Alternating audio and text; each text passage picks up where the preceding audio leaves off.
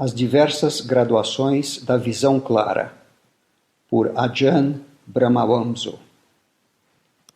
Meditação é o caminho para a renúncia. Primeiro, renunciamos a todas as percepções de tempo para entrar no momento presente, que é atemporal. Depois, abandonamos o diálogo interno para ficar tranquilamente no estado de atenção silenciosa. Em seguida, abandonamos a maior parte da atividade dos 5 sentidos, só mantendo a atenção na respiração. Depois, abandonamos a respiração e ficamos observando o seu desaparecimento. Nesse estágio, não podemos mais ver, ouvir, sentir, degustar ou sentir o tato.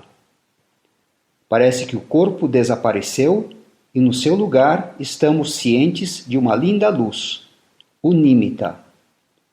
O nímita é um reflexo da mente, vista através do 6º meio dos sentidos.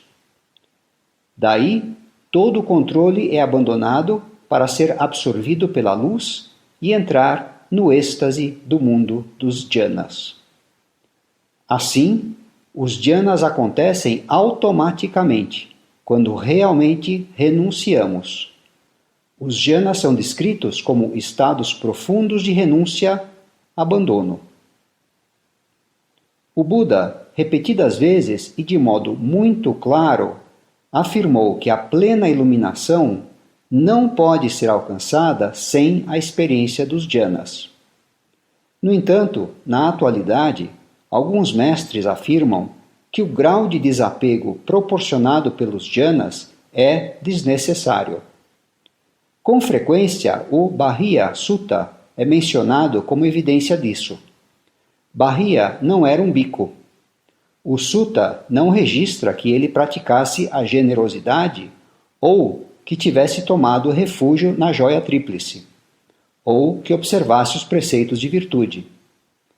Além disso, o Sutta não dá nenhuma indicação que Bahia praticasse a meditação, quanto mais experimentar os jhanas.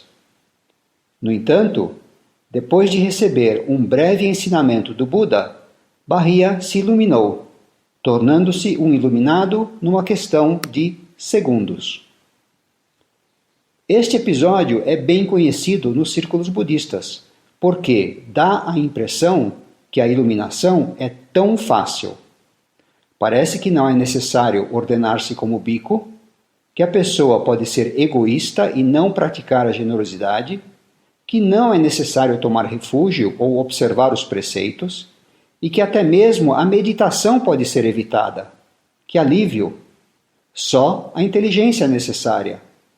Todos sabemos que somos inteligentes, não é mesmo?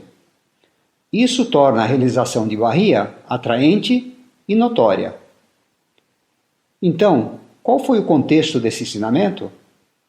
Aqui vai a minha própria tradução. Bahia, você deveria treinar assim.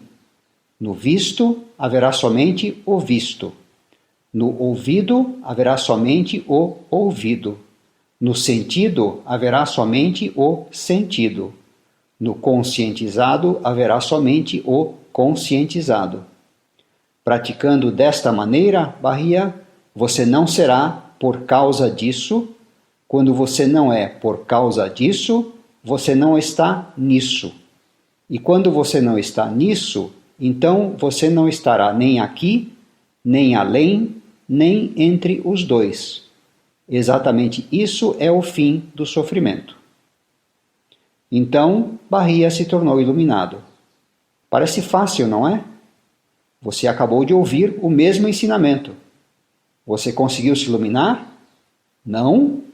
Por que não? Como ocorre com frequência, a história do Sutta registra apenas os pontos principais de um longo episódio. Da mesma forma que as fotos de um casamento não registram o primeiro encontro, o namoro, as brigas e discussões, muitos suttas não registram tudo o que aconteceu antes. Então, qual é a história completa de Bahia? Como podemos encaixar o final retratado para a posteridade neste sutta no seu contexto apropriado?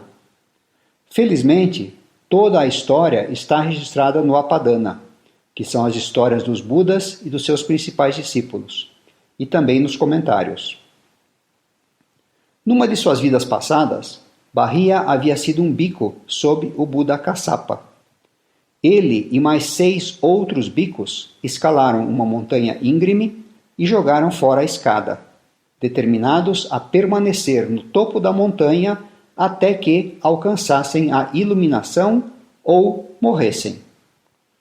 Um dos bicos se tornou um Arahant, outro um Anagami, e os 5 restantes morreram na montanha, sendo que Barria era um desses 5. Na sua última vida, Barria havia sido um marinheiro muito viajado e que acabou naufragando e alcançando a terra firme, tendo perdido todas as suas posses e roupas.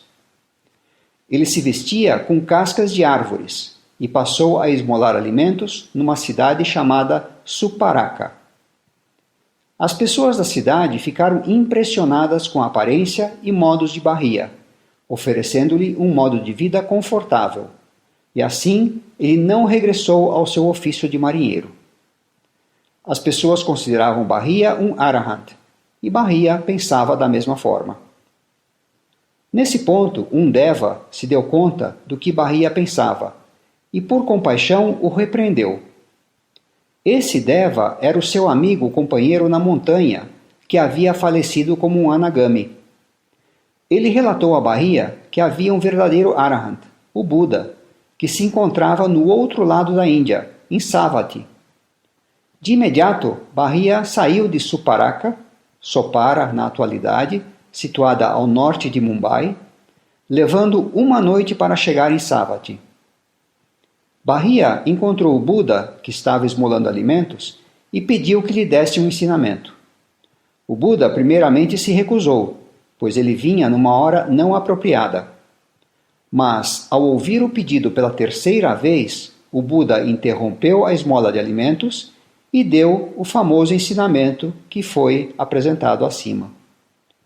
Segundos depois de ouvir o ensinamento, Barria se iluminou. Alguns minutos mais tarde, o Arahant Barria foi morto por uma vaca com seu bezerro. Portanto, as circunstâncias de Barria eram excepcionais. Ele havia sido um bico sob o Buda anterior Kassapa. A sua determinação era tão forte que ele foi para a montanha com o objetivo de se iluminar ou morrer.